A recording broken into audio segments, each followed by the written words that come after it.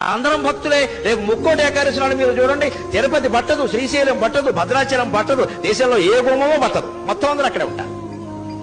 ఆ రోజు మహాపుణ్యం మహాపుణ్యం, చేసిన పాపాలన్నీ పోతాయి. అంటే అన్ని పాపాలు చేశాడు అనమాట ఈయన.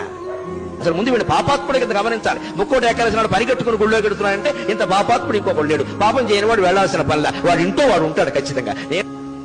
అదే రోజు అదే ముహూర్తం అంటే అలాగే జరుగుతాయి. ఏమిటా పిచ్చి, ఏమిటా వెర్రి? ముక్కోటి ఏకాదశి నాడు పెడతారా? మన్నాడు వెళ్ళండమ్మా, 3 రోజులు అయ్యాక వెళ్ళండమ్మా. విష్ణుమూర్తి ఏమైనా కోపడతాడా? ఉత్తర ద్వారంలోంచే వెళ్ళాలి, తలుపులు బద్దలైపోవాలి. బాగా మనస్సు నిండా బుర్ర మడ్డి పెట్టేసుకుని మనస్సు నిండా ఆ రోజే చూడాలి, అలాగే వెళ్ళాలి, ఏమైనా సరే వెళ్ళాలంటే ప్రమాదాలే జరుగుతాయి. అంచేత పుణ్యక్షేత్రాలు, తీర్థాలు, పుణ్యతిథులు ఇవేవి ముఖ్యం కాదండి. శరీరాన్ని మించిన క్షేత్రం లేదు, మనస్సును మించిన తీర్థం లేదు. సత్ప్రవర్తన కలిగి ఉంటే నువ్వే ఒక పుణ్యక్షేత్రం, నీకు నువ్వే ఒక పుణ్యతీర్థం. అందరం భక్తులే. రేపు ముక్కోటి ఏకాదశి నాడు మీరు చూడండి, తిరుపతి పట్టదు, శ్రీశైలం పట్టదు, భద్రాచలం పట్టదు, దేశంలో ఏ గుమ్మమో పట్టదు, మొత్తం అందరూ అక్కడే ఉంటారు.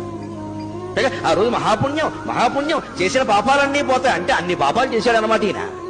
అసలు ముందు వీడు పాపాత్ముడు కింద గమనించాలి. ముక్కోటి ఏకాదశి నాడు పరిగెట్టుకుని గుళ్ళో పెడుతున్నాడంటే ఇంత పాపాత్ముడు ఇంకొకడు లేడు. పాపం చేయని వాడు వెళ్లాల్సిన పనిలా, వాడు ఇంట్లో వాడు ఉంటాడు ఖచ్చితంగా.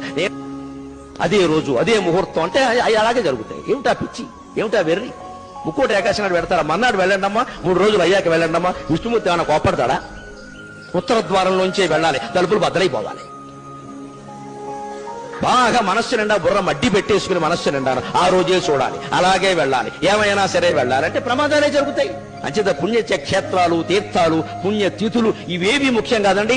శరీరాన్ని మించిన క్షేత్రం లేదు, మనస్సును మించిన తీర్థం లేదు. సత్ప్రవర్తన కలిగి ఉంటే నువ్వే ఒక పుణ్యక్షేత్రం, నీకు నువ్వే ఒక పుణ్యతీర్థం.